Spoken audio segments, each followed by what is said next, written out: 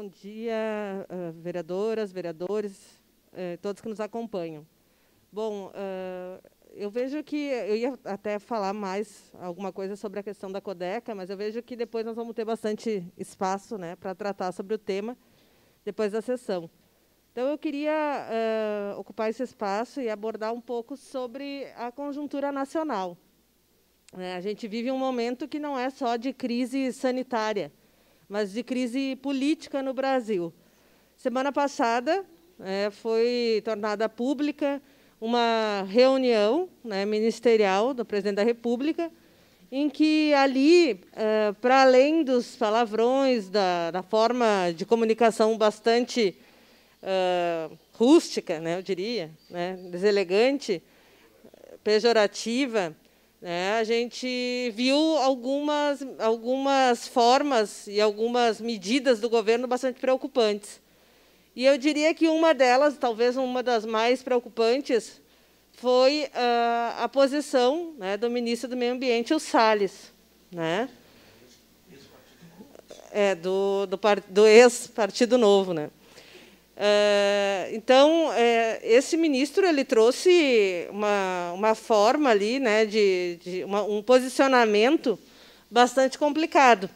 Ele diz que vamos aproveitar que as atenções estão voltadas para a pandemia e vamos fazer passar a boiada. E ele explicava que tinha várias medidas provisórias que precisavam ser feitas mediante parecer, porque se não tivesse parecer dava cana. Foi essa a forma de linguagem que o ministro do Meio Ambiente, e isso assusta, porque a gente acompanha os temas do meio ambiente no Brasil e a gente sabe o quanto é atraente para alguns setores que querem acabar com a Amazônia, que querem desmatar, que querem ocupar áreas no Brasil. E ele falando de flexibilizar o máximo possível de legislações para ocupar cada vez mais de forma irresponsável. Alguém que cuida da pasta, que teoricamente deveria cuidar do meio ambiente, e traz uma fala nesse sentido. Bom, que a reunião foi regada de muitos posicionamentos ruins, foi.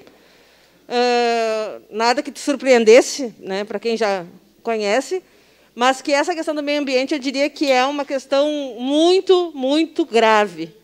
Essa talvez seja o posicionamento mais grave dessa reunião.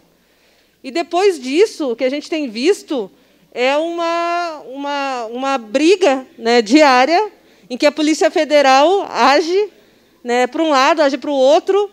E ontem a gente teve uma ação bastante importante, embora o presidente da República não tenha saído com a máscara da PF, nem dando parabéns para a ação da Polícia Federal, mas uma ação bastante importante em que a Polícia Federal, então, vai cumprir vários mandatos e referente à questão das fake news. Algo que acho que só no Brasil essa questão das fake news foi tão longe, porque em outros países isso já não durou tanto, mas no Brasil isso já se extrapolou.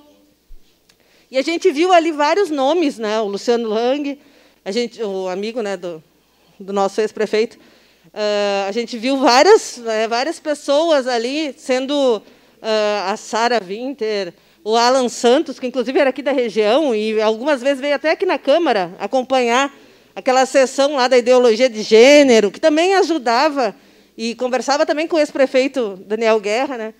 Então, a gente vê muitas ligações e essas fake news e esses ataques nas redes sociais, mas que não são ataques meramente de brincadeira, são ataques profundos a instituições no Brasil e que são gravíssimas.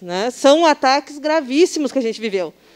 E aí, a gente está na expectativa de ver o resultado final, porque agora se abriu, então, que vai se investigar desde 2018, inclusive as fake news que influenciaram as eleições de 2018.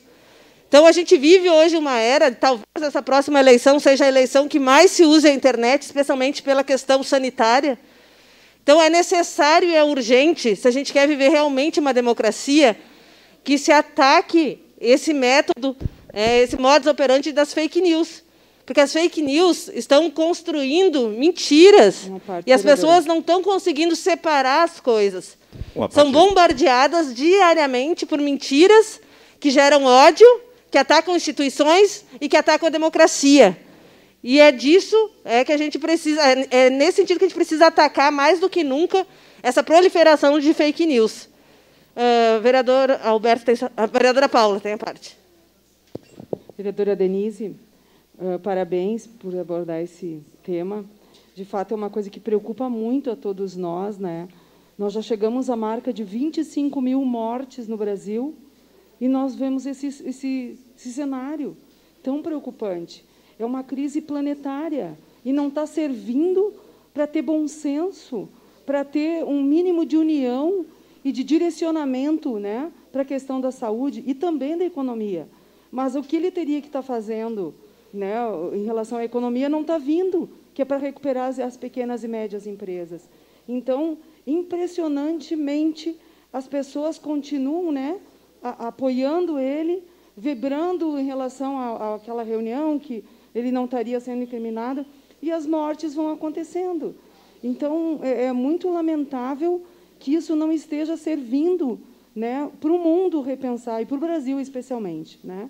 Então, obrigada por conceder uma parte, mas é só para manifestar essa posição. Obrigada, vereadora Paula. E só também dizer que as fake news estão diretamente ligadas, né, a essa presidência da República, né? Então, por mais isso fica óbvio, são todos amigos, né, todos apoiadores eleitorais, né, grandes articuladores políticos. E, bom, aí eu lembrava que a senhora falava sobre essa questão sanitária toda, e a gente viu fake news de caixões vazios. Olha o absurdo. E isso se reproduz até hoje. Embora já tenham dito que é falso, as pessoas ainda continuam passando dizendo que não existe. Olha o absurdo. Bom, vereador Alberto tem a parte. Vereadora Denise, parabéns pela abordagem. E quando a gente idealizou aqui o projeto de fake news aqui na Câmara de Vereadores de Caxias do Sul, o vereador Toigo puxou isso, o vereador Felipe Grêmio e eu, não foi no sentido... porque tem um rapazinho aí que quer ser vereador, né, do Partido Novo, então ele se utiliza muito de informações desencontradas e informações falsas. Postou vídeo, o presidente desse partido que votou contra o Socorro à Cultura agora, foi o único partido que votou contra o Socorro à Cultura lá no Congresso Nacional. Esse pessoal também ficou impressionado. Mas, Deus, querem cercear a imprensa. Não é cercear a liberdade de expressão, não. É valorizar o veículo profissional, é valorizar o jornalista profissional. E esses veículos precisam ser valorizados. A gente pode até discordar da linha da Folha, da Globo, de uma rádio, de outra, de um grupo, mas a gente precisa valorizar a imprensa profissional.